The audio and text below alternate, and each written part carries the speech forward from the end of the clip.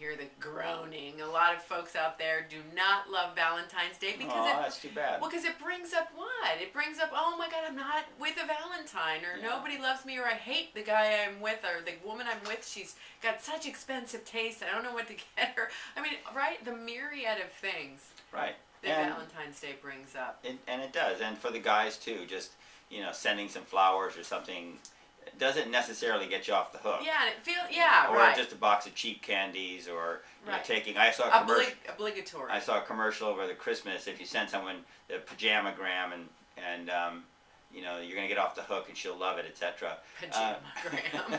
They were not very cute. No offense to pajamagram. The point is give out of your heart. Just give out of your heart, and take the risk and tell the truth again. I'm going to come back on that about 1,000 million times. Yeah. That's David's really great default. By the way, we looked up Valentine's Day, the origin of Valentine's Day. And we found way back in the 13th century, maybe even before, in Europe, apparently in February, birds started coupling. So the hens came. St. Valentine's was associated with that. But here's the really neat thing, and I talked about this on this radio show I was on yesterday. What men and women used to do is that they would send, and by the way, if you're a gay couple or as they like to call them, the queer community, hey, I think this applies no matter who you love.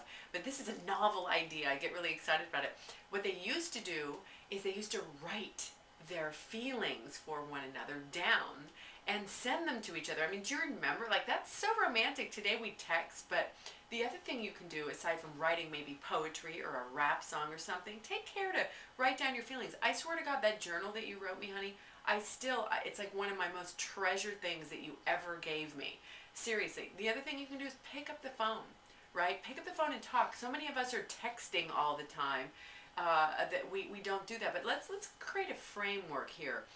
Let's talk to the folks out there who are single, and Valentine's Day is coming up, and we'll get to the married folks in just a second. But I came up with an idea. Tell me if you like this one, honey, because I did this when I was single. You tell folks what you did on Valentine's Day, because, it makes you feel like, oh, I'm the only one. Everybody's in love.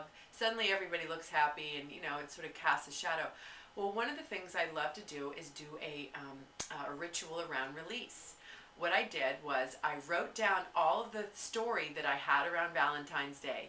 Sad ones. I remember going out with this guy called Brad Masner, and we were dating, actually sleeping together. Yes, honey, I did sleep with someone aside from you. Don't stop cringing. And anyway, okay, etch a sketch, erase that. Okay, but anyway, I was like devastated when he didn't call me. Okay, devastated. It's Valentine's Day. He's like, you're only 14 though, sweetie. I wasn't 14. I was 16.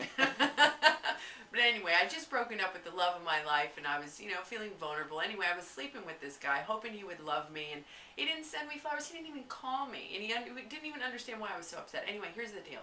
Instead of having those memories haunt me as a single person every time Valentine's Day rolled around, how Valentine's Day didn't work out, or even being haunted by the happy memories that I now was living in the shadow of, I wanted them all to go away, okay? I wrote them down, and I did this great ritual, letting go, clearing space for what was there now, which was me. How great. And then I decided, and I want to put this out here even for folks that are in relationship, I set myself up for success on Valentine's Day.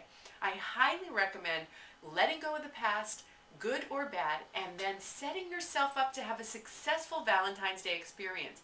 Some of the things that you can do are to create an intention-setting gathering. I've actually been doing that with some girlfriends here, guy friends. It doesn't matter. Get together on Valentine's Day with other single people and set your intentions for the next year. Set your relationship intentions. Set some intentions that make you feel good and do a whole party around it. No matter what you do, however, set yourself up to succeed. Don't put yourself in harm's way. And honey, we've only got 1 minute, but really fast, what are some of the things that the couples can do on Valentine's Day that are stressed out really quick? I know.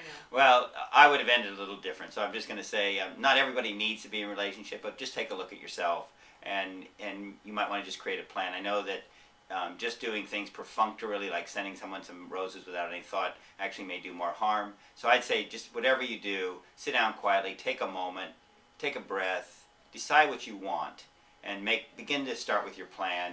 And it's okay to be wrong. There's lots more Valentine's Days coming up. You do not need to be perfect with this, but just take a moment. That's what I really urge people anywhere. Just slow down a little bit. Yeah, take the pressure off. Take the pressure off. This is not a race. You're not going to do it better or worse. Just if you just love somebody, just say it, and that's all you can afford. Just say that. That's right. Say it anyway, by the way. Yeah, and reinvent Valentine's Day. Have it be the whole weekend. Have it be next month. Whatever you want. We'll be back right after the break. Don't touch that dial.